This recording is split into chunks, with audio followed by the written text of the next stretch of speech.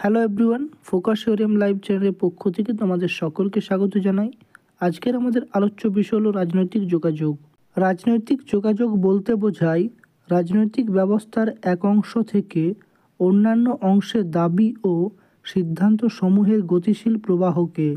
এটি হলো একটি বিশেষ প্রক্রিয়া যার সঙ্গে বিভিন্ন ধরনের কার্যকলাপ যুক্ত এবং যার মাধ্যমে বিভিন্ন অংশের মধ্যে পারস্পরিক যোগাযোগ ছাড়া রাজনৈতিক ব্যবস্থার কোনো কাজই সম্ভব নয়। জার্মান রাষ্ট্রবিজ্ঞানী কার্ল ডয়েচকে যোগাযোগ তত্ত্বের প্রতিষ্ঠাতা বলা হয়।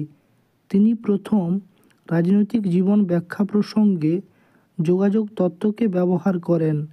এই বিষয়ে তার দুটি গ্রন্থ বিশেষভাবে উল্লেখযোগ্য, যেমন দ্য নার্ভস অফ গভর্নমেন্ট এবং ন্যাশনালিজম অ্যান্ড সোশ্যাল কমিউনিকেশন। রাজনৈতিক যোগাযোগের মাধ্যমগুলি হল গণমাধ্যম, চাপ সৃষ্টিকারী গোষ্ঠী এবং ইনফর্মাল গ্রুপ। যোগাযোগ ব্যবস্থায় গণমাধ্যমের ভূমিকা। রাজনৈতিক ব্যবস্থায় বিভিন্ন ধরনের কাজকর্ম, যেমন জনসাধারণের সাথে সরকারি যোগাযোগ, সরকারি বিভিন্ন মিটিংয়ের সুষ্ঠু বাস্তবায়ন, জনসাধারণের ওপর সরকারি সিদ্ধান্তের প্রভাব, এই সমস্ত বিষয়ের জন্য রাজনৈতিক যোগাযোগের মাধ্যমগুলি অত্যন্ত গুরুত্বপূর্ণ ভূমিকা পালন করে। রাজনৈতিক যোগাযোগের গণমাধ্যমগুলি হল প্রিন্ট মিডিয়া, সংবাদপত্রে দৈনন্দিন জীবনের ঘটনা, সরকারের বিভিন্ন প্রকারের কাজকর্ম, সরকারি সিদ্ধান্ত ও সরকারি আদেশ ইত্যাদি প্রকাশ হয়, যার ফলে জনগণ ও সরকারের সম্বন্ধে অবগত থাকে এবং সরকারের বিভিন্ন কাজকর্মের মূল্যায়ন করতে পারেন। এছাড়াও জনগণও আবার সংবাদপত্রে তাদের মতামত প্রকাশ করতে পারে। সেগুলি থেকে জনগণের অভাব, অভিযোগ ও চাহিদা সম্বন্ধে সরকার সচেতন থাকেন। উদাহরণস্বরূপ বলা যেতে পারে আনন্দবাজার পত্রিকা এবং বর্তমান ভারতের কথা। সামাজিক মাধ্যম। বর্তমানে বিশ্বে প্রযুক্তির ব্যবহার এত দ্রুততার সাথে বৃদ্ধি পাচ্ছে যে প্রায় প্রত্যেকটি ক্ষেত্রে এর ব্যবহার দেখা যায়।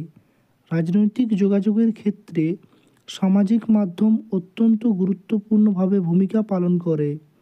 Blogs, Facebook, Instagram, WhatsApp, Wikipedia, YouTube, news portal ইত্যাদি সামাজিক মাধ্যমগুলির দ্বারা রাজনৈতিক তত্ত্বের আদান প্রদান ব্যাপক হারে বৃদ্ধি পেয়েছে। তাই বলা যায় রাজনৈতিক যোগাযোগের ক্ষেত্রে সামাজিক মাধ্যমগুলির ভূমিকা সত্যিই অনস্বীকার্য। বৈদ্যুতিক মাধ্যম।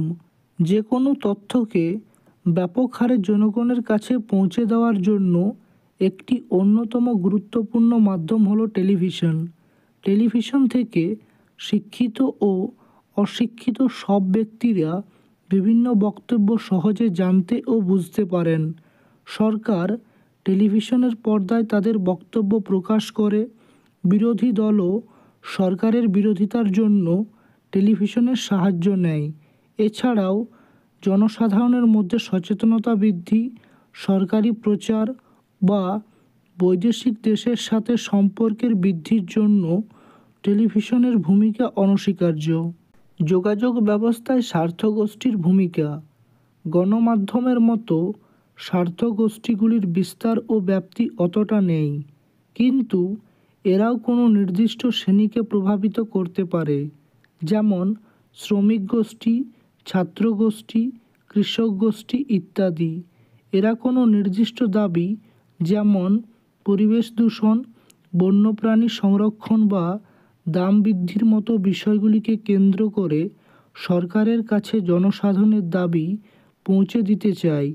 এইভাবে প্রত্যেকটি গোষ্ঠী নিজেদের মতো করে প্রভাবিত করতে চায়।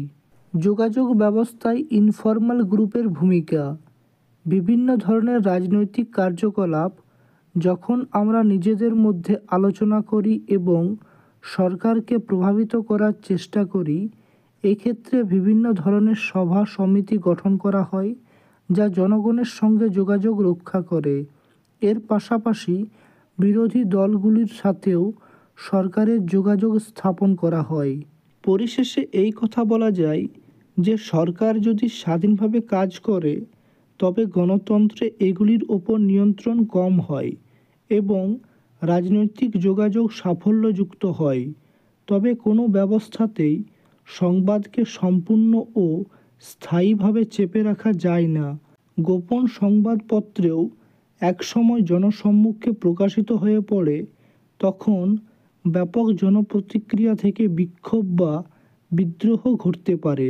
আজকের মতন এখানেই। ভিডিওটি ভালো লাগলে ভিডিওটিকে লাইক করো, বন্ধুদের সাথে ভিডিওটি শেয়ার করো।